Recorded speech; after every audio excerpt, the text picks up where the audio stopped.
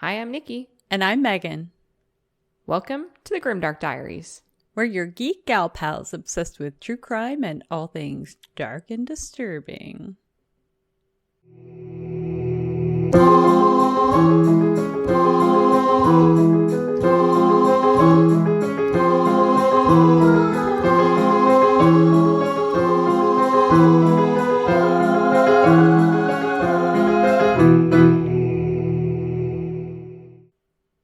Hello, hi, everybody. Thank you for joining us on this episode of the Grimdark Diaries. Nikki, I got to see a really fun video today that you were in. I know it sounds... What kind of video? It sounds dirty. It's not dirty. I know it sounds dirty. You were actually in a commercial for a show that you're in. I sure was. Yeah, that's so exciting. Tell us all about it. Well, I can talk about it now. I don't know if I was allowed to talk about it before. I just signed a lot of paperwork, so I assumed I couldn't talk about it. But now that there's been a commercial... That's fair. Yeah, I didn't know. I erred on the side of judgment. But yes, so I have been working with a production company as the host of a docu-series. And we've been filming since, I think, February or March of 2021. I can't remember when we started. It's been a while. It has been a while, and yeah, I've been working on it for a while. Yeah. It's been amazing. Mm-hmm. It is called Finding Fantasy, and it is all about people and fantasy personas. So cosplayers or people that do Cirque stuff or mermaids and that kind of cool stuff. That is super cool. That is right up fun. Our alley. I know. I so love I get that to talk they're to doing so many something. people. Yeah, I love that they're doing something like that in our own little big city that we have. Yeah, right? Well, there's so many people. Like, there was an endless amount of people to speak to. Obviously, we could only speak to so many. Yeah. Because it's just a season 1 right now. Mm-hmm. And we're just wrapping filming. Well, we still have some filming to do on it. But the episodes start next week, which will be literally the day this comes out. Yeah, it starts today. So if you have Eastlink TV. Yeah, if you have Eastlink TV, it's on at 9 p.m. and it is called Finding Fantasy. And you'll get to see my funny face. Yay. Just talking, probably being a little bit awkward. 9 p.m. That's Atlantic Standard Time. Yes. Because we're on the East for Coast. most people, that's 8, I feel. If they're on I guess Eastern Eastlink is time. only here, though, isn't it? Yeah, I don't know. I mean, I guess, but I don't know if Eastlink offers their programming on like satellite TV or anything else like that. I don't know why anyone would buy it that doesn't live here, but I don't either. Is it only Nova Scotia even? No, I think it's in New Brunswick as well. No, it's New Brunswick too. Yeah, but is it like maritime provinces or? I mean, we have the majority of our listeners are in Nova Scotia, New Brunswick, so. Yeah. Well, I believe the plan is that once the season airs on Eastlink, so a new episode will come out every Thursday. So everybody tune into their TVs if anyone still gets cable. I don't know anyone that does except my mother. So my mother will be watching. But then I believe that once the season airs on Eastlink, then it can be sold to other networks. So then it could be purchased internationally or... That'd be great. Somewhere else in Canada. Yeah, that would be great because if I could just, do things where I speak to people and get paid instead of other jobs. The other jobs that you might have, not saying I got a lot names. of jobs going on and, I got bills to pay. That's right. So, yeah, so if this... Dollar bills, yeah. And I'm very fragile, so please only say nice things about it to me. And if you have bad things to say, please say them behind my back so That's I don't know. I'm very fragile. Unless it is constructive criticism, because I will take constructive criticism. Can be good as well. I'll be real with you, it's too late because we pretty much filmed at least some things from every single episode and we're just wrapping on some other things But right if now. this makes you famous and then you get to go travel the world and do filming elsewhere. Yeah. Then I'll take your criticism. Then you can take the advice. Constructive. That's right. It's though. only still, only constructive criticism is allowed. And I work well in like a compliment sandwich. So you open with something nice and then tell me the bad thing and then follow it up with something nice. Yeah. Yes, exactly. And then I'll still probably cry about it later in the shower. Yeah, that's fine. Then I'll have that ego boost too. I'm just joking, actually. You can say things to me. I'm just saying it for the lulz. That's right. But yes, that's a thing. I'm very proud of it. I worked really hard on it. I'm excited for people to see it. I'm excited to see it. The commercial looks so good. You can actually see it on YouTube no matter where you are. You can go to YouTube. Oh, yeah, there's a commercial for it on YouTube. Yeah, just go to the Eastlink channel and that's... TV. Yeah, Eastlink TV. I'm pretty sure the channel is just called Eastlink, though. I don't know. When I was just on it. I'm going to double check for y'all so that you know for sure. Yeah. I was going to post a link of it in my Instagram story, and I don't know how to put links in Instagram story. I don't think I have that feature. Yeah, there should be a way. I've seen them before. Oh, maybe. You have to have so many followers before they enable link sharing. Gotcha. Yeah, it's just Eastlink on YouTube. So EASTLINK. And then you can go see the video that they posted. And the show is called Finding Fantasy. And you can see the videos that they posted 2 days ago, which would be January 11th as of recording. Yeah. Yay. Yeah, it's a thing. It's so exciting. Please support me. And then you can see Nikki in her cosplay on the video. You can. I am. I'm in, I think it's just 2 cosplays in that. Because I'm in my Harley Quinn, but I'm also in my Mando for a hot second. Yes, you are. Yep. Yes, right. If you watch the show, you'll see me in more cosplays too. And talking to other cosplayers. Ooh, I didn't know you did more cosplays. I do. And actually, I have something exciting. I'm not going to reveal it right now. Oh. But very last minute, I'll tell Megan when we're not recording. Okay. I'm like, I want to know right now. But we were planning a scene to shoot for one of the episodes. And I was collaborating with another cosplayer because we were both supposed to be in it in cosplay. It is my dear friend. I will say this. It is my dear friend, Kate, or Elisetta Rain on Instagram. Go follow her. She's like, I'm in love with her. She's beautiful and we love Kate so beautiful. So much. Oh my goodness. Yeah. I have like such a crush on her. That's how we became friends, is like I secretly loved her but was scared of her. And then she spoke to me one day at a convention and I was like, oh my God. Literally the sweetest person ever. Oh my God. She's the nicest person ever. Really I can't believe I was intimidated by her because she's literally the nicest person you've ever met. But anyway, absolutely. So she is featured in this show. And we had to film some stuff to wrap up her episode. So they wanted us in cosplay together. So my producer was like, yo, hit me up with, whatever you guys want to wear. And we went over our repertoire of cosplays that we've done together. And we just couldn't find one where they were still intact or we felt like it was TV worthy kind of cosplays. Right. Or we've done some that were a little bit revealing and we were like, no, you know what? Maybe not on national television do I want to wear those booty shorts and that crop top. I know exactly which cosplay you're talking about. Yeah. Although I really, really love that cosplay. Yeah. On national TV, I don't know. You guys if I wasn't feeling myself that day, it wouldn't be a good scene. Fair. But yes. So then we last minute did like a 180 and we were like, we've had a cosplay characters we've wanted to do, but then with the pandemic, we just never did them. So then we were like, what if we just resurrect that idea we had like a year ago?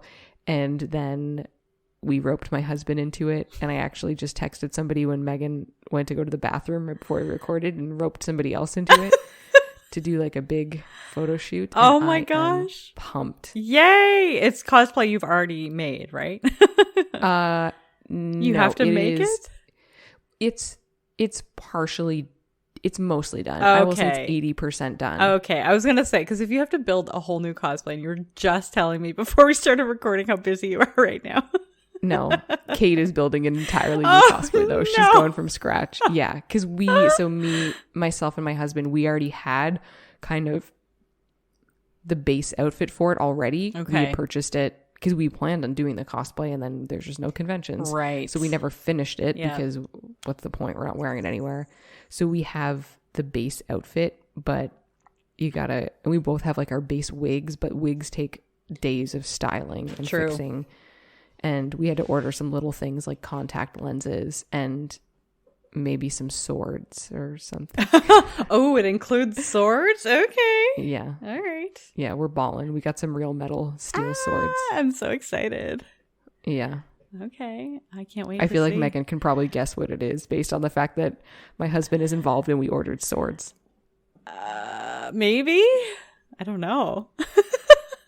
Ooh. I'll have to think about it. Yeah, tell me off mic. I'm not. Yeah, exactly. I'm not good on the spot thinking. I have to process things. Well, and Kate's involved in it as well. And also, I'll tell you the other person that I texted because she's also a very dear friend. Her name is Elbow. Oh, okay. Okay. Because she also very much fit a character. Okay. All right. My wheels are spinning. I'll come up with something by the end of the episode and I'll tell you off mic. Yeah. Okay. Cool. All right.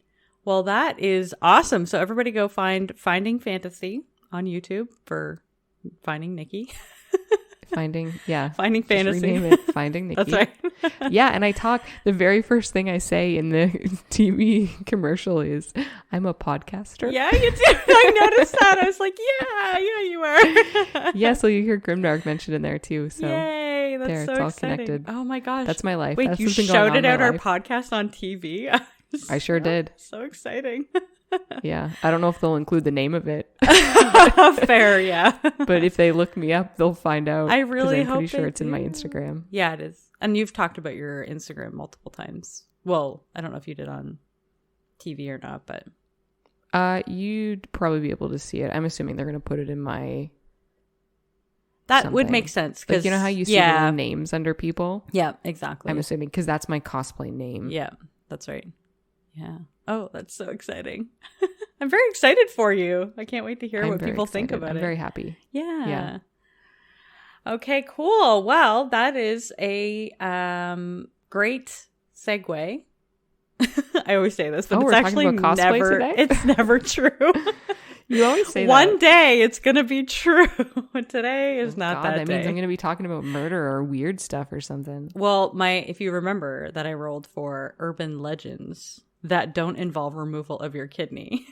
Did you look it up? No, I didn't. And you know what? I was actually thinking about you didn't it do your today. Homework. Okay, listen. I'm going to apologize in advance because I wrote this story while high on Moderna. I don't think it gets you high. No, but it gets you sick. And if so, they gave you the wrong vaccine. It gets you sick and then it takes over your brain and then there's just too many things that can go wrong. So I apologize in advance, but also I didn't look up anything to do with kidneys and I didn't come across anything to do with kidneys either while looking up the story. So missed opportunity. I absolutely don't believe you that it's a thing. Everyone send Megan their kidneys or something. Please do not send me your kidneys. I do not need kidneys at this point in my life. No, we need to prove her wrong. Everyone send the kidneys. Oh God. Maybe just let me know if it exists. I'm assuming it does. Just send me a link to a story about an urban legend that involves removal of kidneys. So today we are going to chat about Resurrection Mary, which I think is a very interesting name considering what it could mean, but I guarantee you it doesn't mean what you think it means. Somebody named Mary's not getting resurrected. No, absolutely not. That's very misleading. It is, isn't it? I know. Whoever named that needs to talk to their PR department. Exactly. Yeah, I know. But you will see why when I get there. This is in Chicago. So this is one of Chicago's most famous urban legends. So if you are from Chicago or have been around this area or have heard this story before, I apologize in advance, but you're going to hear it again.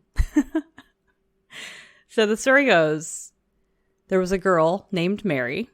What? It was in the 1920s.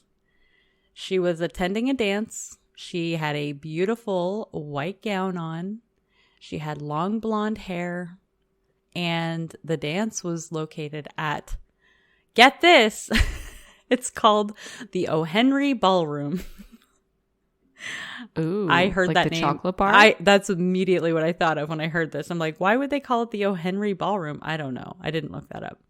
But it is located at 8900 Archer Avenue. The ballroom was later renamed, I didn't look up what year, but it was later renamed to Willowbrook Ballroom. It's located in Willow Springs, Illinois. So this is part of it's like a south side community of Chicago. So this girl was at the dance. She was with her boyfriend apparently, and they had gotten into a fight. and Mary ended up walking home by herself on Archer Avenue. At night? At night, yep. Don't walk home alone. Never walk Call home a alone. friend. Always have a buddy system everywhere you go, no matter where it is or what you're doing. Buddy system. Maybe not in the bathroom, but unless it's at a bar. Speak for yourself. Yeah. You could actually meet your new best friend in the bathroom at a bar. Yeah. I know At my wedding, I had to have a lot of buddy systems to help me go pee. I bet you did, yeah. Shout out to my photographer, though. She taught me how to pee in my wedding dress. Really? Yeah. That is a special for anyone. skill. Yeah, I got a hot tip for anyone that's getting married. If you have a dress with any kind of length, get on the toilet in reverse. It will make your life a lot easier. Oh my gosh. So I would face the toilet and hike up the front of my skirt while somebody, and you can't close the door. Well, my skirt was too big. I could not close the door. Right. So I dropped trowel and then I hiked up the front of my skirt, and then you got to do a little like underwear Shimmy around your dance. ankle waddle walk to sit on the toilet in reverse while somebody behind me made sure that the back of my dress didn't fall in the toilet, and you pee in reverse. Wow. That is Isn't that smart? a special skill. That is very smart, actually. Was Right? your dress a high-low dress? Did you end up getting that one? No, it was not. It was, all I can describe it as is like if you took a giant thing of cotton candy. Yes. Yeah, that's true. It was very So- ballroom-like. Yes, it was ballroom, but not in the way that a normal ballroom is, because it wasn't tulle that went straight down. No. Yeah. It's literally indescribable. It's like cotton candy. Beautiful. It's different pieces of tulle that swooped and went in every direction. Yeah. It was Vera Wang. I'm very proud of that. Absolutely gorgeous. And it was ombre pink because I'm extra like that. That's right. So I really was like a giant stick of cotton candy. Yeah, it was. Yeah. No, Yeah. but it was beautiful. It was a gorgeous, gorgeous dress. I wish I had got to Yeah, see if it somebody in could invite me person. somewhere where I can wear it again, that would be great. Thanks. I'd like to wear it again. Oh, you can't be any wedding because you'll be more beautiful than the bride, probably. You'll Somebody have to, invite me to renew your vows I or don't know. something. Just like, that's what I said to Matt. I was like, we're doing something because I'm wearing this damn dress again. yeah, you absolutely should, for sure. You'll have to lose a couple COVID lbs, I think, to get in there, because she's a size 0 Vera Wang. You don't alter Vera to You fit do not. You alter yourself That's right. to fit Vera. Yeah, exactly. I feel like that's a quote from a movie that I've seen. It is. Like, I think it's from The Devil Wears Prada. that's what it is. Yes, exactly. I love Yeah. that movie. So yes, good. and that's how I felt when I was like getting the Vera. I was like, no, I must jog every day until the wedding. That's right. And eat nothing. Yeah. So, The buddy system. yeah, buddy system. She did not have one, so she walked home by herself. And sadly, she was struck by a vehicle between the ballroom and the cemetery on that road. I thought you were going to say struck by lightning, and I was Nope. going to be like, whoa. Absolutely not. That would have been a cool way to get into this urban legend, but nope, it was just by a vehicle. Oh, no. So Did they stop? no, Sorry, continue. they did not. It was a hit and run. So she was hit between the ballroom and the cemetery, which was called Resurrection Cemetery.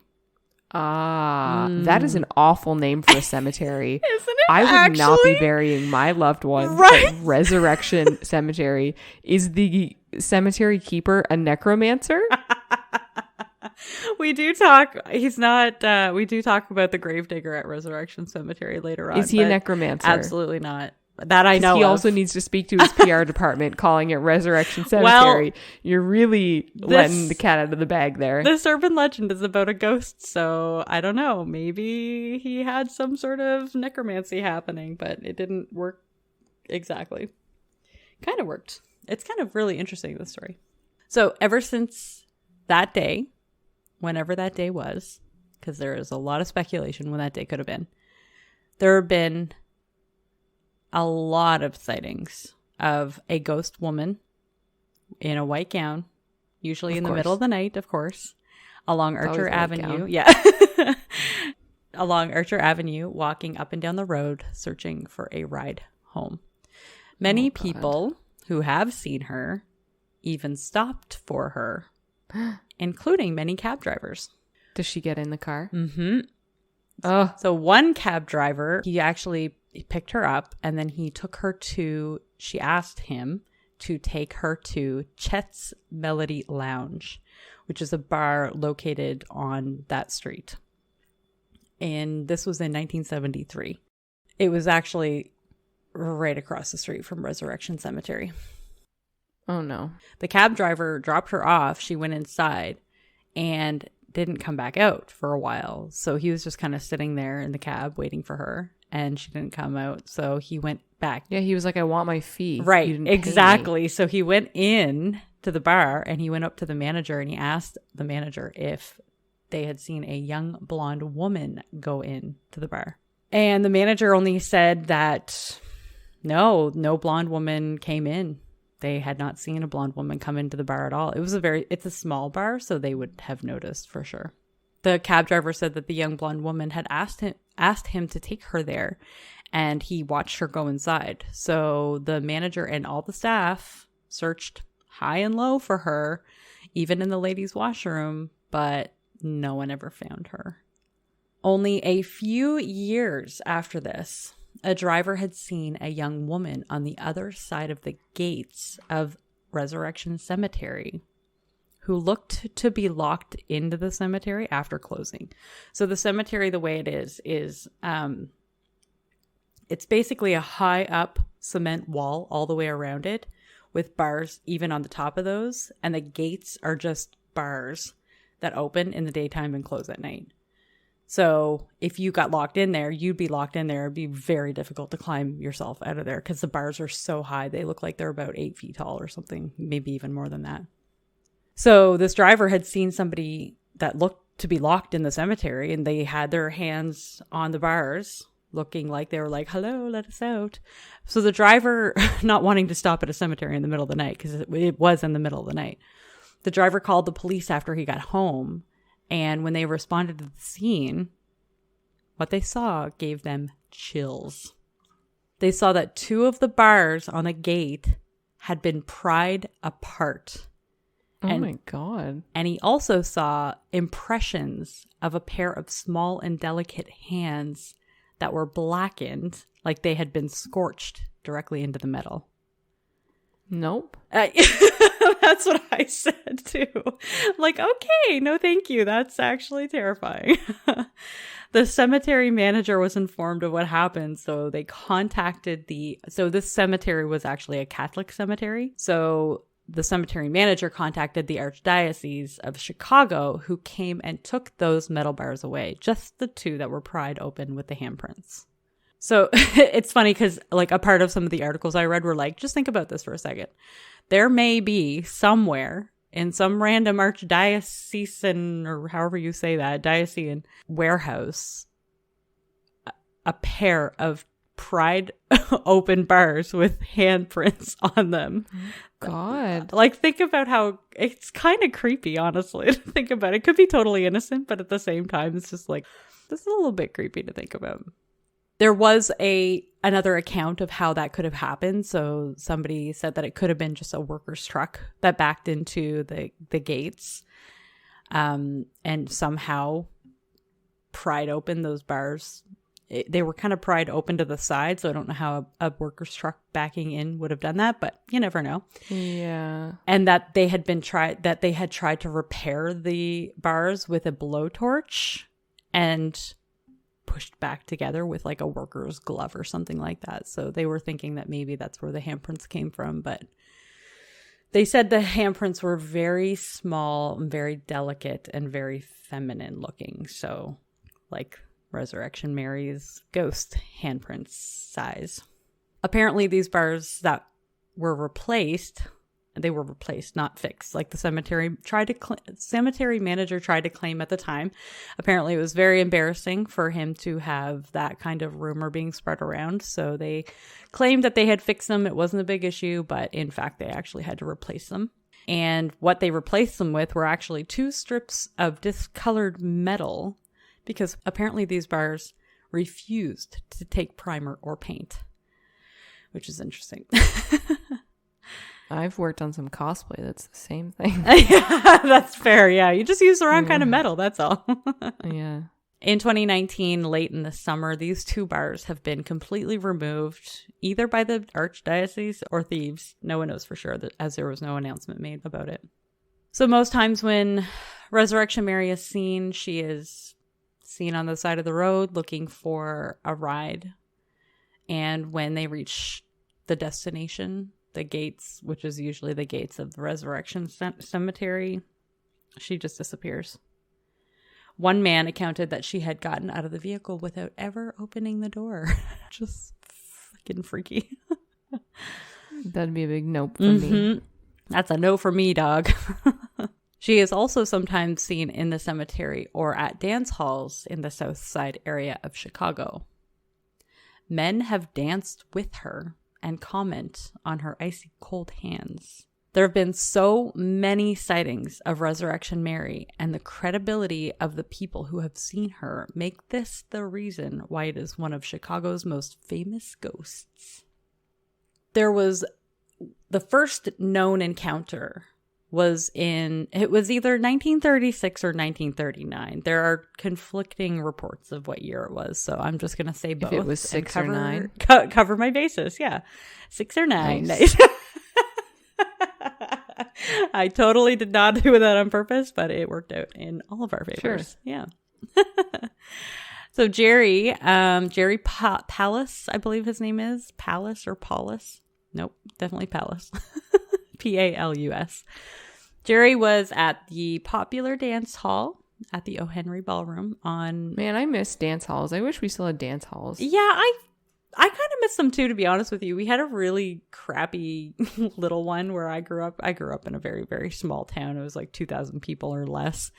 And the dance hall that I grew up going to was just so crappy. There was usually only maybe like 5 or 6 people in it, but we'd go in there and go dancing. It was so much fun. See, I say miss, but I've never actually been to a dance hall. So I mean miss as in I wish that was still a thing, because it's not. It's just bars where everybody's you don't want what drunk and sweaty and smushed in together, because the dance floor is like 5 feet by 5 feet and there's like 219-year-olds there. Yeah, that's fair.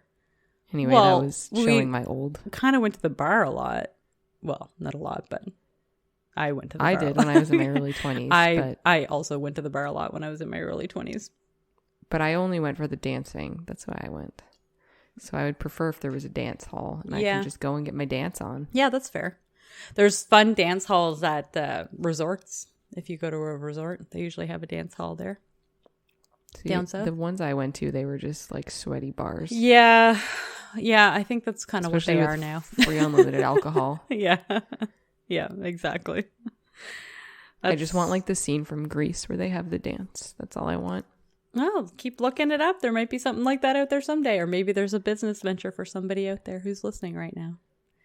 Get a dance hall. Come to Halifax. You definitely have much to offer. One person who would like to invest in your investment. Hey, we just got voted I can't remember what it was, the best place to live in Canada. Yeah, we did. Yeah, by McLean magazine. Yeah, I the saw best that. Community to live. Mm-hmm. So come here, but they also said we had the most affordable. Don't pay too housing. much for your house though, because you're really screwing us on the housing market. I know. So just it sucks. I want to buy a house now.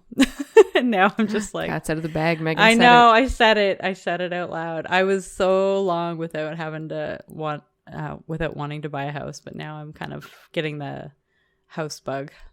It's a horrible time to do it. Great. It's a horrible time to do it though. Yeah, you can do what you want. Yeah. You can be as loud as you want. Yeah. I can walk outdoors when I want to. Oh God, I love it. I know, without having to put a mask on to get outside. That'd be great. Yep. I hate living in an apartment during the pandemic. It's horrible. You can paint it and like change your walls and you don't have to worry. I love that. Unless they run out of paint at the paint store. I was going to say. And then you sit in a room filled with plastic bags for a month, almost 2 months. Is that still happening right now? Yes. Oh, no. I called this week and they told me to check next week because they're getting a shipment. And I was like, can't you see what's in the shipment? Right. And she said no. Why? She's very nice, so I didn't want to get angry at her. I mean, she was very kind. Fair, but why can't she see? I don't know. Okay. I just want my paint. I want my room back. Yeah, that's totally fair. I bought a second tree to go with my first tree that I already bought. Tree? Oh, not a Christmas tree. I don't know why I was picturing a Christmas tree. I'm like, are you just going to have Christmas all? Certainly not a Christmas tree. For you, especially. I bought a birch. Well, so I did very little Boxing Day shopping. But one thing I did buy was that Chapters had these birch trees, fake birch trees that had lights in them, and they looked beautiful. Nice. And they were frosted birch trees, so they almost looked like they were slightly iced and kind of like glittery.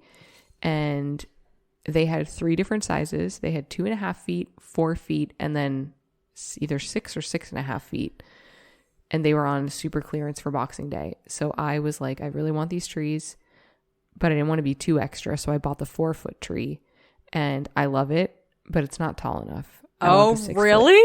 Yep. So they were still on sale. So Nice. after I picked up my 4-foot, I then also ordered a 6-foot. And so I just have 2 of these beautiful birch trees. But I can't, the 4-foot is sitting in the room because I put it together to see if I liked it. Yeah. But the 6-foot is just sitting in his box because I don't want to put it together. That's because then I'm going to have to take it out of here. Yeah. And I don't know if it'll fit through the door width-wise. So yeah, that's totally fair. yeah, anyway, so my office is filled with light-up birch trees, and I'm really happy about it. I'm so excited to see your room when it's finally all done. They're beautiful. Okay, I posted it on my Instagram story, and I had like 6 people message me, and they were like, where did you get those? Really? I'm buying one. Yes. How did I miss that story? I usually see your I don't know. I stories. can send you a picture Please of it. It's do. beautiful. I wanna It is an see. instant mood booster. Oh. Because it's like these beautiful warm lights, and they're all over in the branches. So you turn it on, and it's just like this glowing, warm, happy tree. I love it already. I'm obsessed with it. And They're it's still on not clearance real, if anyone wants some. so you don't have to water it or anything. No, Lord that's my knows. favorite kind of plant. Yeah, Lord knows I'd kill it if it required any kind of cleansing. Yeah, everyone Water. go on the Chapters website and get a light up birch tree, Yeah. frosted birch tree. I'll have to check that out for sure. Cool. Okay, so back to the story. I'm Yeah, still I don't on know where we got there. page. It's fine. No, I'm on page 2. We're good. Okay. Maybe I'm high on Moderna Maybe now. you are. Yeah, it's a good possibility. She's just like throwing her arm up and down in the videos. I know, Megan can see me, and I'm just waving my arm like I have a very vicious question to ask. But I'm just trying to keep my arm muscle going. Yeah, I know what you're doing. So It's it all doesn't good. hurt. Yeah, that's exactly Yeah. what you should be doing. So Yeah, so if you hear me like slightly winded, it's because I'm kind of exercising while I'm doing this a bit. Yeah, that's what she's doing. Yeah. Okay, so Jerry is at this popular dance hall. So he's dancing away, having a good time. He sees a beautiful young blonde woman, and he said it was love at first sight. He went up to her and they started chatting. They hit it off right away. And then they danced the night away, which sounds very romantic. Apparently, they even shared a kiss. Though, Were her lips cold? yes, he said her hands, but I'm assuming he meant everything if they shared a kiss. But he said her hands were cold as ice. He described her as having, quote, cold hands, but a warm heart, end quote. I thought you were going to say cold hands, but two. Yes. That's exactly what I was going to say. Okay. Well, Jerry sounds like a romantic. He does, doesn't he? I know. Love at first sight, cold Absolutely. hands, warm heart. Yeah. He also sounds like maybe Olaf from Frozen. Yeah, he wrote a song about it and he sang it to her all the way home. Yeah. When the dance was over, he was a gentleman. He offered her a ride home. They both lived on the south side of Chicago, so he decided to offer her a ride home. She asked him to, even though it wasn't on the way, she wanted him to go up Archer Drive. I guess in the opposite direction of the way that they lived. Well, he would thought that they were going to go to like a lover's lane. Maybe. Or something. So he's like, okay. Yes, they were going to Okay, girl. go to Makeout Point or something. Yeah, some people are worth melting for. Yeah, it's true. Oh, I love it. And so he took her where she wanted to go, the long way around, I guess. And then she wanted to stop at Resurrection Cemetery, which he thought was a little weird, but Red flag. again, you just kind of go with it, I guess. No, take that girl home now.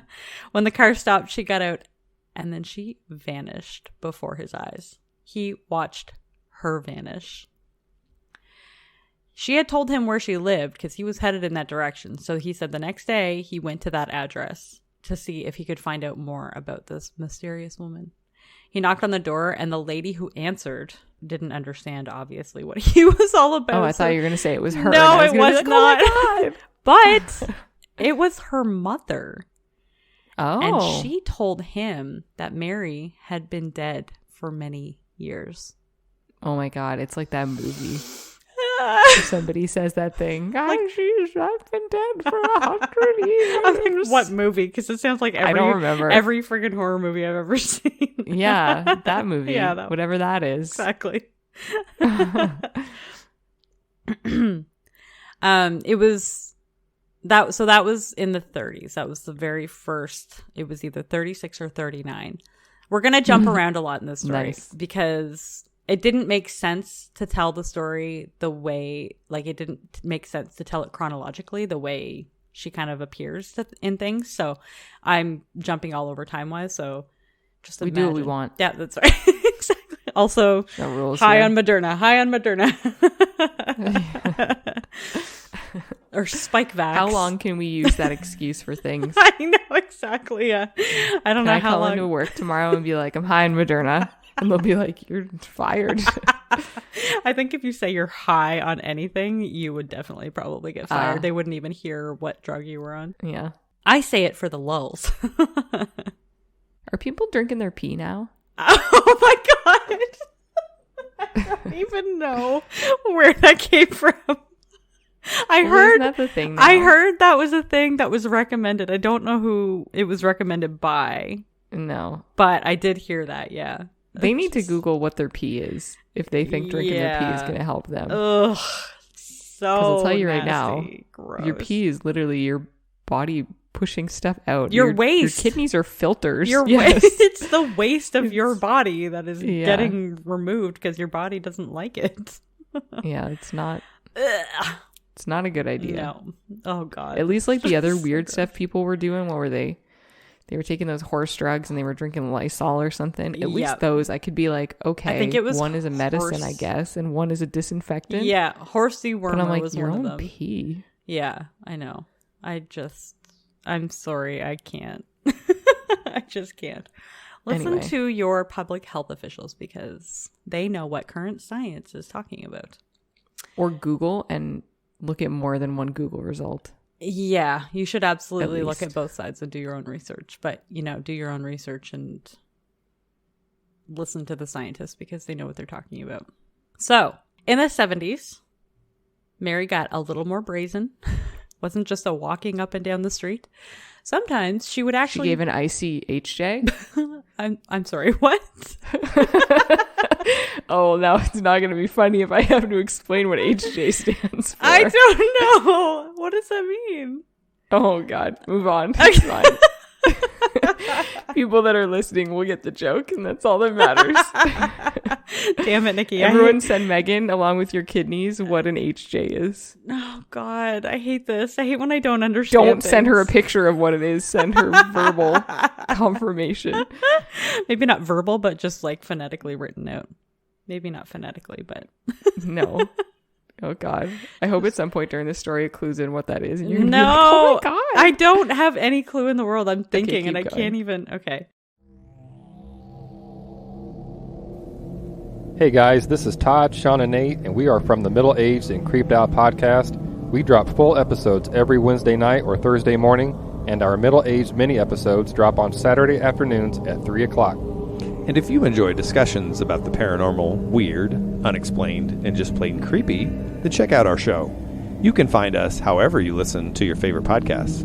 If you like what you hear, don't hesitate to give us a 5-star rating and review. Telling a friend, family member, or even a coworker about us helps the show. And you can also find us on Facebook and Instagram by searching Middle Aged and Creeped Out. And our TikTok is @Mako Podcast. And that's with 2 A's. Well, Nate, what do you think? That's the end of our promo, and that's a wrap. Well, there you go. So until next time, creepies, Nate is your sound engineer. We are your hosts, Todd and Sean. And they are middle-aged and creeped out. Keep it creepy.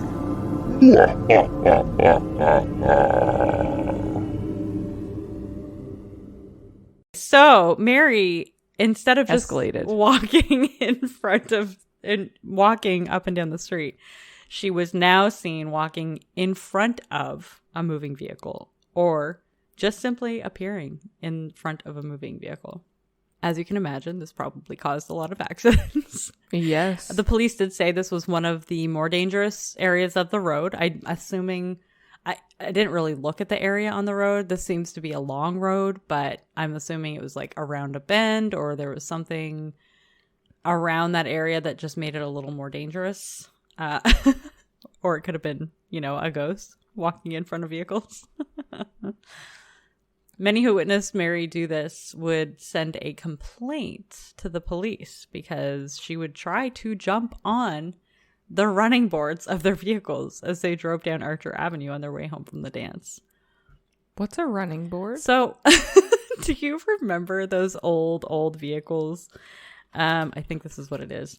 The vehicles that had the wood paneling. Like a station wagon? The running boards. Oh, the running boards are the steps on the side of the vehicle. Oh. The steps and the sidebars, I guess. So, potentially trying to get up into the vehicle. So, like, stepping up on the side of it. I don't know. That's just what was in the article. If she can appear anywhere she wants, just appear in the dang vehicle. Fair. Yeah, exactly. Just a like hot tip for Resurrection Mary. Show up right in front of your vehicle as you drive through. She just like sits in the front seat. No, I think the creepier thing is to appear in the back seat in your mirror where you can see her. Oh my god. Because I'll tell you right then, that's when I'd have a good poop in my pants. Yeah, same. Absolutely. I don't think that isn't even in any of the accounts that I've read about her. Now, I didn't read them all. There are so many of them, and the story's already long enough as it is. So I didn't list them all, but all of the ones that I did read, that was not one of them, which I think would have been a much better story. I don't think this is a malicious Mary. So I think that her goal is to get home. And so she's just, trying to find a way to get home, not scare the poop out of people. So one such example of her running in front of a vehicle is actually from Justice, Illinois police officer. He was driving down Archer Avenue and he said he saw at the very last minute a woman run out in front of him in a bloody white dress, and he claims he hit her. So she bounced off his car and down into a ditch. So he immediately called an ambulance. And when they arrived, the woman was nowhere to be found, or that there was any sign that he had hit anybody, even though he felt the impact. So apparently this particular officer did decide to go on a show called That's Incredible. If anybody has ever heard of that show, which I had not before this. Sounds familiar, but I didn't know what it was. So he decided to go on this show, and then he was told by his officers, his superior officers, that if he did do that, he would be fired. But he did it anyway? He's so convicted in his story that he did it anyway. And according to the local accounts, they did fire him.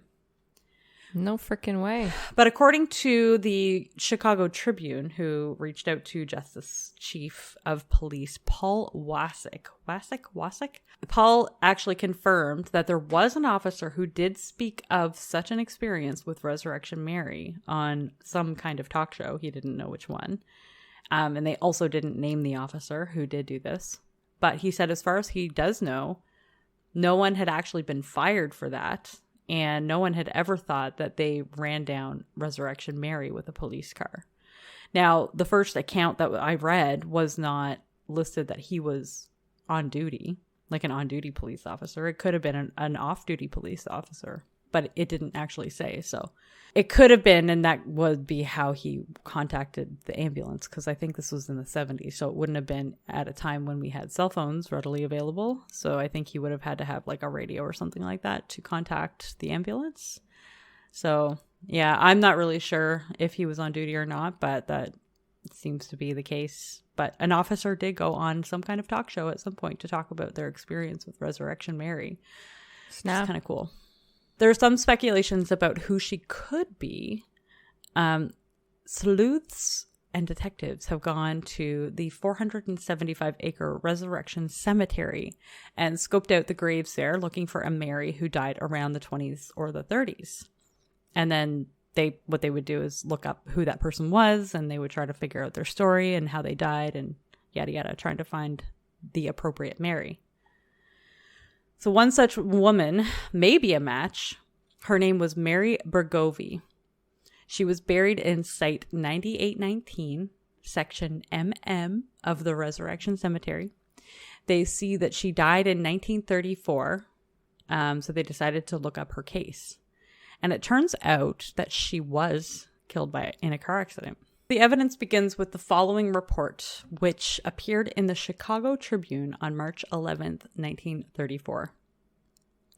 Girl killed in crash.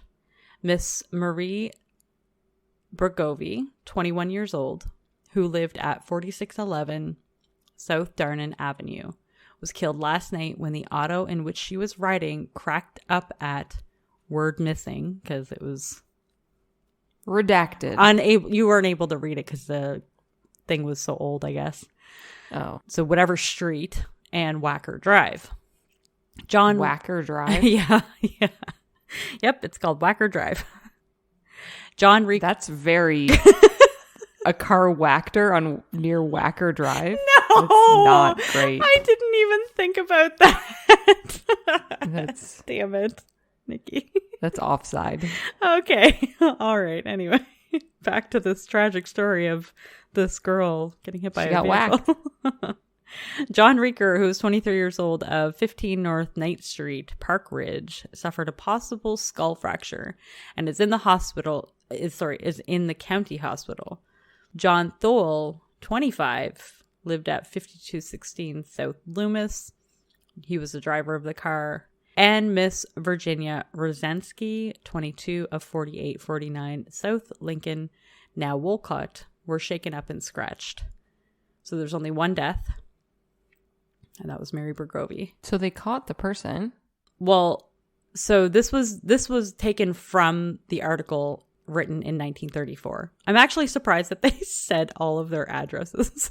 I was pretty sure that that's not different something times you should do. Yeah.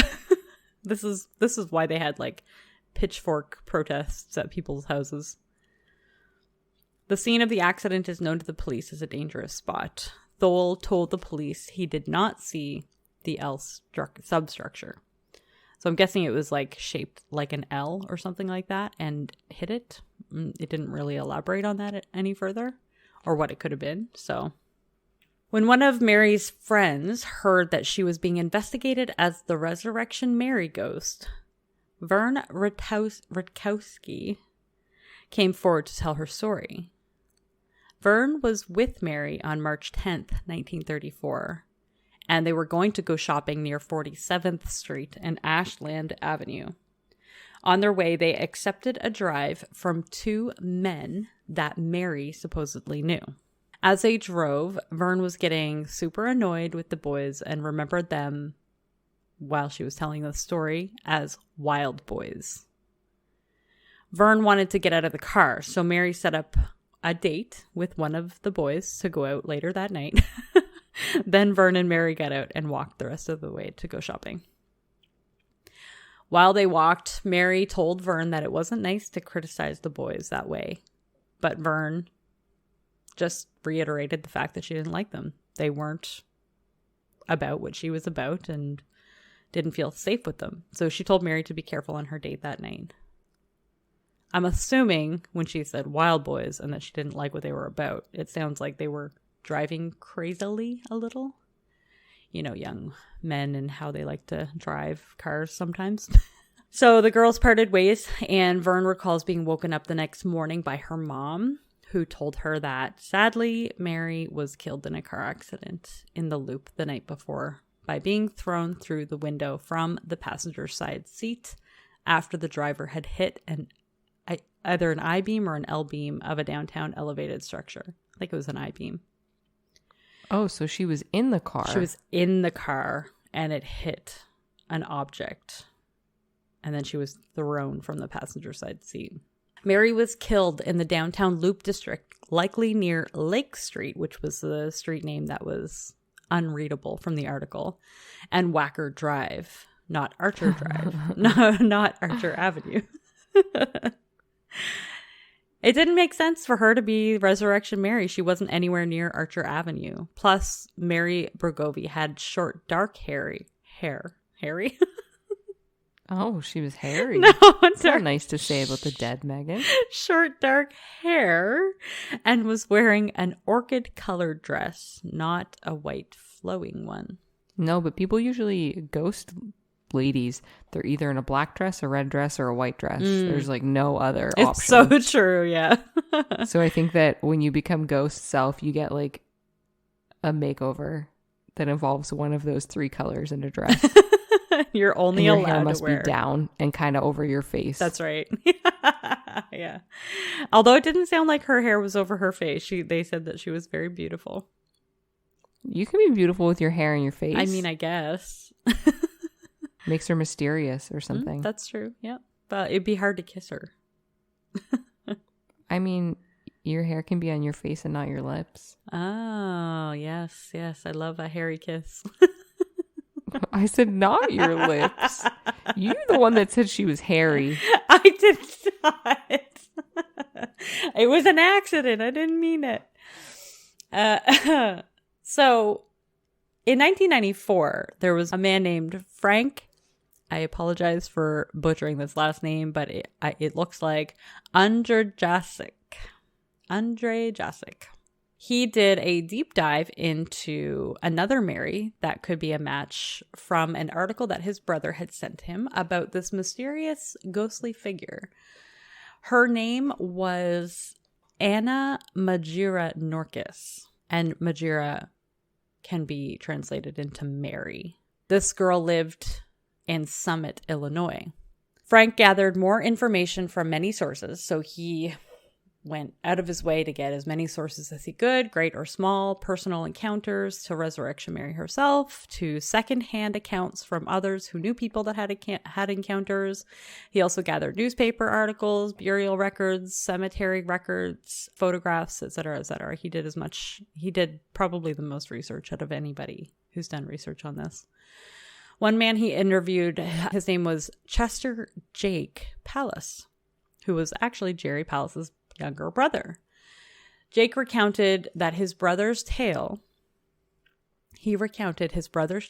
saying that Jerry's friend was driving and Jerry was in the passenger seat when they both took Mary home that night.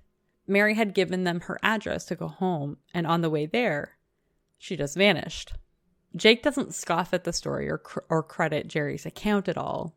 He just says that's just what Jerry said happened. He has no comment on the matter one way or another, whether he believes him or not. A parishioner named Ray Van Oort said that he and his fiancée were actually present in the area at the time of this accident, and he witnessed it happening back in 1936 or 39. They said a black Model A sedan had collided with a wide bed farm truck at 1:30 a.m. Ray said that there were 2 couples in the vehicle when it hit the truck, and only one of the occupants actually survived the crash. Both men and 1 female died in the accident. Ray is convinced this was the accident that started all of the sightings of Resurrection Mary. There were many different stories that he came across as well. As we all know, playing telephone from ear to ear can drastically change the content of the story. Did you ever play that game? Telephone? We used to play it when we were kids. Yeah. It always ended up being like something way off by the time it got to the other end. Yeah, I feel like one kid always frigged it up It's on purpose. so true. And I was a real rule follower, so it made me mad. I'd be like, there's no way you misheard that. So it's interesting that you say that, because as the same rule follower that you are, I also was very, very innocent-minded, so I never thought anybody did it on purpose. I just assumed that just I was happened. the opposite. But you know, it's fun. It's like the telephone game, but we play that Drawful game with our friends. Oh, that's fun. Where you draw. Yes. Yeah, if anyone's looking for a fun game to play with your friends, you can buy it like anywhere. It's called Drawful. And basically, I think it's 8 people you can play with, and everybody gets these little flippy notepads that are made of whiteboard material, so you can erase, and you get markers, and then you pull cards out and you get a prompt. And so the first person has to draw whatever it is. So it could be, like, I remember, what was when we did? Somebody had flossing their teeth. Oh. And so somebody drew somebody flossing their teeth. And then they pass it to the next person. And the next person looks at the picture and then flips the page and writes what they think it is. Mm-hmm. So if they thought it was flossing the teeth, they would do that. And then they pass it to the next person, and that person looks at the word and from the word draws it. So it's basically a telephone game. They said drawing. flossing, and then the next person saw flossing. So then they did the dance, the flossing dance. Yeah. Well, this one actually ended. It evolved in the end. It was like sex ball gag. Because somebody drew a person holding floss, but they drew the hands as just 2 circles. Yeah. So then it looked like 2 circles with like a rope across the person's mouth. So somebody was like, oh, I think that's like one of those sex ball gags. Yes, exactly. So it just, by the end of it, it's very funny to see what it devolves into. What's that? I thought that was Telestrations at night, or am I thinking of a different game? I don't You know remember. what? It is absolutely Telestrations. Okay. And Drawful is the game we play on Jackbox.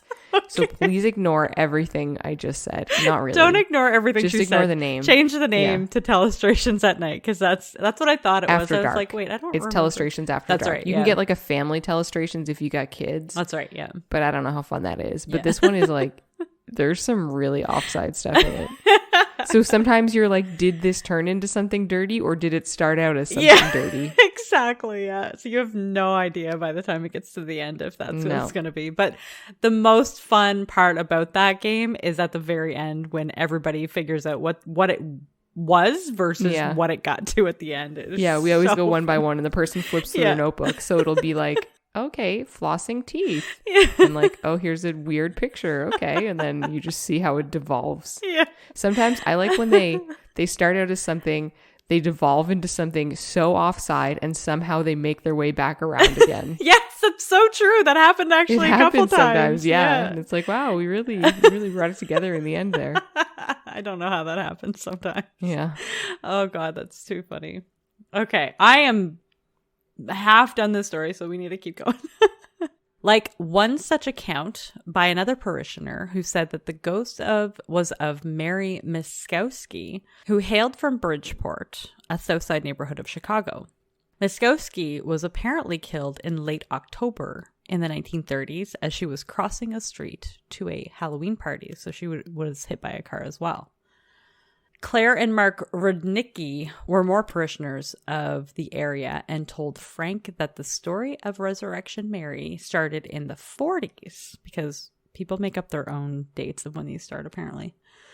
When a young Polish girl had crashed her family's vehicle near the cemetery in the middle of the night, around 1:20 a.m., while she had been visiting with her boyfriend in Willow Springs. This Mary was supposedly buried in a term grave at Resurrection Cemetery. Frank read more about the deaths in the area from newspapers, from funeral directors, from cemetery managers, and he believed that the most likely contender to be the ghost of Resurrection Mary was none other than Anna Majera Norkus, who had been killed in 1927 at 12 years old. 12? 12, yep. She's a dance hall smooching boy. Right? Yes, I know. It makes you wonder how legitimate those stories were. Or maybe times were just different back then. I don't know. She was born in Cicero, Illinois in 1914. Her birth name was Anna, O-N-A, which apparently was Lithuanian for Anne. And apparently back then, which I did not know, but apparently it was not custom for them to christen infants who had 2 names, like a first and a middle name. Only 4 years later, though, they could be baptized with a Christian name and a historic name. So that is, a historic name is to honor their homeland. Why can't they keep their name? They can keep their name, but they just weren't allowed to be christened with 2 names. If they had a first name and a middle name. It was against the Catholic religion back then. Catholics didn't have a middle name? Apparently not in 1914. But 1918, it was no problem. It seems like a weird thing to try and control out of all the things. Yeah, I don't really get it, to be honest with you. I'm not really sure. I have not done any history research whatsoever on middle names or why they weren't allowed to have a thing and why they are now and why we all have middle names. Who knows? I have no idea. So, where was I? Eventually, Anna decided to go by her middle name, which was Marija, or Mary for short. Even at 12 years old, Mary couldn't help going to the O. Henry Ballroom to go dancing. It was just for dancing. She was blonde, which fit the bill, and she loved to dance. So her father, August Sr., Norcus, reluctantly took the young girl to the dance for her 13th birthday celebration, after much begging on her part. On July 20th, 1927, her father brought his friend William Wisner and William's date along with he and Anna/Mary to go to the dance. They had a great night, and then they left around 1:30 a.m. On their drive home from the dance hall, while passing Resurrection Cemetery via Archer Ave, they turned east on 71st Street and then north on 67th Street.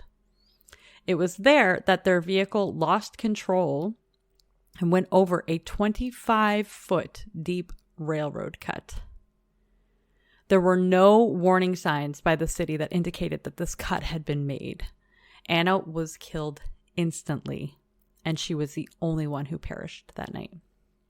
Apparently, one day later, another accident happened at the exact same site and resulted in the death of a man named Adam Levinsky. Frank went much deeper into his research, and he discovered how it was very possible that Anna may have been Resurrection Mary. At the time of her death, one of Anna's friends, whose name was Mary Nagode, she had a brother-in-law whose name was Al Churas Jr., and he lived across the road from the Resurrection Cemetery, as he was the gravedigger, and part of his salary was getting the small home to live in along with his low-pay salary. And his gig as a necromancer. That's right. That's why you really choose the job. It's low paying, so why would anybody want to do it for real? But apparently. Yeah, exactly. If you're a necromancer, though, you get just the like, perks. No, yeah, the money. Exactly. Sure, that's what I'm here for. Exactly. Not the ample dead bodies. And it's interesting because of the low pay and the hard labor that went into grave digging at the time, there were many strikes that happened. But Al always seemed to be working through it all. So it's very interesting. Because of the many strikes that happened, sometimes Al would have to go to other cemeteries of striking gravediggers to make sure that the bodies were secured.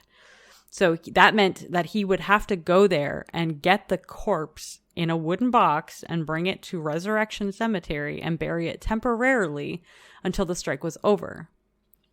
When the strike was over, it would then be removed and buried in the permanent proper lot that they had set for this person. Sadly, the coffins, they were wooden coffins, so they weren't built the way they are today, and they don't have any proper refrigeration back then. So unless a body is in the ground, it's not going to be able to stop the decomposition process until it was put in the ground permanently. Spoilers, they still decompose in the ground. Exactly, but not as quickly because the ground underneath is much cooler. So even sadder, if the strike lasted any length of time, any identification of these bodies that were temporarily buried would be extremely difficult. Frank suspected that if there had been a strike going on at the time of Anna's death, where she was supposed to be buried in the St. Casimir Cemetery, then it's quite possible that she had actually been quietly and quote-unquote temporarily moved to Resurrection Cemetery and that she decomposed too quickly to be identified. So she quite possibly could have been a mislaid corpse to suffer restlessly for the rest of eternity. If that wasn't enough to make you believe this story, further still, 30 years after Anna's death, her father, August Sr., who sadly turned to alcohol after she passed away, and he was constantly and forever berated and blamed for his daughter's death. He died himself and is rumored to be seen as a sneering specter outside of the cemetery where Anna was supposed to be buried at St. Casimir Cemetery. It's really sad to think about that because basically both spirits are sitting there waiting for each other to come but never meet again. Dang. Despite all his best efforts, there are those who don't believe that Frank's claims are true. There are scholars out there that claim that she is merely a localized version of the infamous vanishing hitchhiker urban legend, because apparently there are a lot of those. And she had no earthly counterpart to trace back to. Rich Prusinski was the manager of Chet's Melody Lounge back in 1992 and was interviewed by the Chicago Tribune. His father was the one who founded the bar. His name was Chet, obviously. Rich says that he has never seen Resurrection Mary himself, but that he has seen many people in the 70s running around the cemetery looking for Resurrection Mary, as apparently the 70s, the hype was like super high back then. Rich said that he isn't sure if she's real or not, but he always leaves a Bloody Mary on the end of his bar. He said, quote, "Sometimes it disappears, but hey, it's free. Somebody probably drinks it." So it's like he's kind of a believer because he does it, but he also kind of isn't a believer because he's probably skeptical about it, which I guess is fair. I was very confused by leaving a Bloody Mary. I was Yeah. like the other urban legend. Of Oh, the girl yeah, that comes no. to the mirror. Well, Since sometimes we're talking about ghost girls. Yeah, sometimes this Resurrection Mary is seen with blood on her, so they could technically be Bloody Mary just for her. In 2007, a romance/mystery and thriller/horror/drama movie. Jeez, it really just wrapped fit. everything up in one, didn't it? No, it fit all the bills, apparently. A movie was made called Resurrection Mary, where a young guy meets a girl, but things start to get very odd when his friends start dying under extremely strange circumstances. It stars Kevin Schmidt, Pamela Jean Noble, and Sally Kirkland. And Richard Reilly, if you know who that is. And if you don't, you have to look it up because this guy is in everything. He plays the detective. He was in Quantum Leap, Tremors. He was in Office Space, which is really cool. I love Office Space. It also says that the movie came out in 2021. The movie came out in 2007, but then it's listed with a new picture in 2021. So I don't know if they re-released it or what. But anyway, I watched the trailer and it was very, very awful. Around 2013 or so, the Resurrection Mary 5K run was established, and you can find all of their posts on Twitter at Mary5K. They have quite the photos where you can see some of the runners who actually don the white makeup and the white flowing dresses. That's probably offensive to poor Mary. Yeah, yep. They actually posted their route as well. It's like along Archer Avenue. I'm like, oh my gosh, this is I probably would do it if I was there. I'm not going to lie. But also anger some ghosts. Their next race is October 23rd, 2022. So if you're in the Chicago, Illinois area, just in time for Halloween, you can do it at Resurrection Mary run, 5K run. In 2016, the Willowbrook Ballroom, where so many men claim to have danced with Resurrection Mary and offered her a ride home, went up in smoke just before Halloween. This building had been built in 1921. Dance of Life, which was a nonprofit group who aimed to raise money to rebuild the ballroom and had a mission to, quote, enhance and enrich the quality of life through dance, which is a beautiful quote, to be honest with you. By April 2017, they had raised $1.9 million and had hoped to raise $1 million more by September of that year. But something happened between April 2017 and February 19, because then the foundation was apparently not in the picture anymore. And then whoever took over the site decided to redevelop it into 168 condominiums and 42 townhouses. So with that being said, where does Mary dance now? And that's the story of Resurrection Mary. Where do you think she dances now? In our hearts. In our hearts, that's right. Now she's just walking up and down Archer Avenue. There haven't been any sights in like decades, so it could just be cameras exist now. Yeah, there's just no hype. There's no whatever. Apparently you can go to this Chet's bar. They have a sign out front, and the sign just says, "Get your Resurrection Mary inside." And they have a drink called Resurrection Mary now or something like that. Yeah, you got to capitalize on that. Well, that's just it, right? Why not? And there's so many touristy things you could do in the south side of Chicago where you can just go around finding all these Resurrection Mary merchandise and shops and places to go. And there's like a ghost tour that you can do with all the areas. You can go see they'll take you to the gates and show you where the gate bars were that were removed and replaced and then removed again.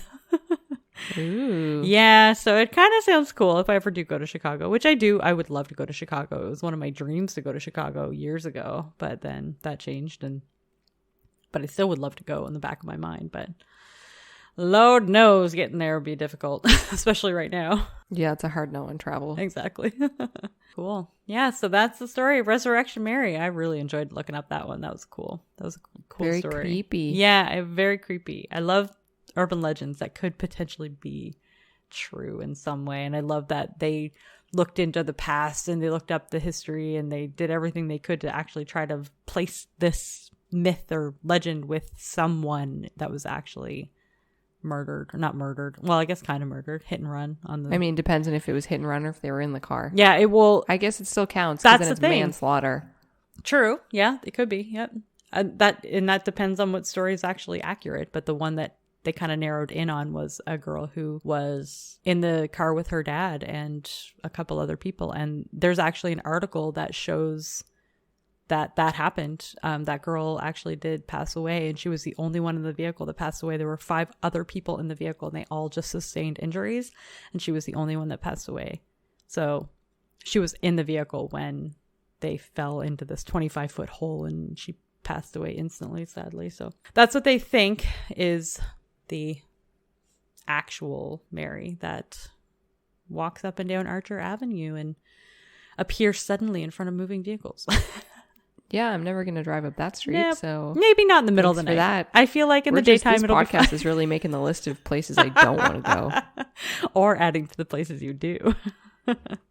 That's just anywhere in Scotland. Just Scotland. Yeah. My list of Scotland places is getting larger. Yeah. Everywhere else is getting smaller. It makes it really easy for when we can travel again. Yeah, exactly. We already know where Nikki's going.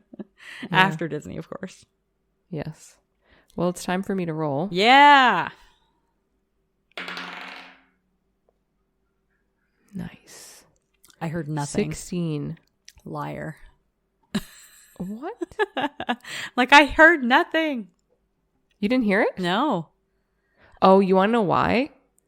We're on Discord, and Discord filters out Oh, there's a noise background gate. noise. Mm-hmm. Yes, we were having issues with Facebook Messenger today, so we had to switch to Discord. Yeah. Voice. It'll be I swear it'll be in the sound file when I send it. I swear. You just have a recording of the sound of the dice, and you're just going to Yeah. put it. Oh, actually, I'm editing this one, so that'll be me.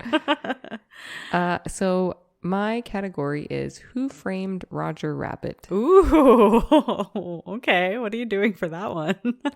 Someone that was framed. Oh, framing, yeah. I was just trying to be clever when I wrote it, okay? It's like, are you just going to tell the story of Roger Rabbit? I'm like, that's not a true crime story. Hey, that's a great movie. Who It Framed is. Roger Rabbit? Absolutely. We watched that movie so much as kids. Yeah, same. Yeah, it was definitely on the rotation of movies I used to watch all the time as a kid, for sure.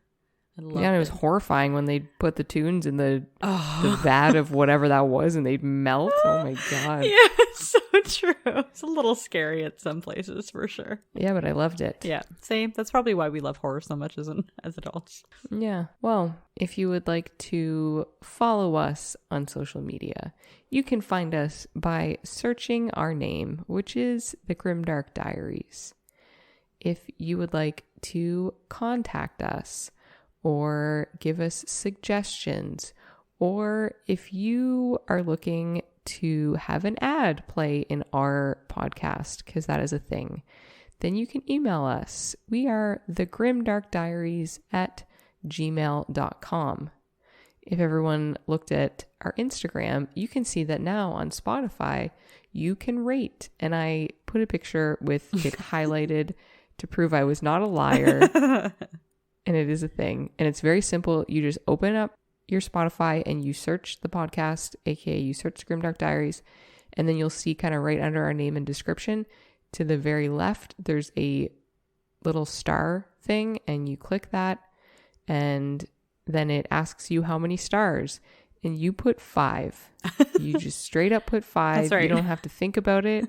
I just figured it out for you. You just fill all the way, and then you hit something okay or whatever, and then it gives us 5 stars, and that helps us a lot, and we really appreciate it. And if you have Apple Podcasts, you can rate us on there, and you can leave a comment, because that helps too. And if you do that, I will pull you a tarot card. And I've been saying that, and I'm going to be real with you, I haven't checked our Apple Podcast stats to see if anyone did that. We're going to check right after this recording. Yeah, no, we're not, because we're going to check next week. Okay. Because then I don't have my tarot cards, so I'm going to forget, it'll be though. next week. Yes, and I don't think we can see who rates us on Spotify, but if you did rate us and you're like, I want a tarot card pulled, because I get it, I don't have an Apple phone, so I can't rate on Apple. If you send us a screenshot of you on the 5-star page, then I will also pull you a tarot card. Yeah. You just have to send us a screenshot, because I have not mastered mind reading yet. So, no. And if you tune in next week, you can see what I come up with for Who Framed Roger Rabbit. And remember, a friend in the dark beats alone in the light.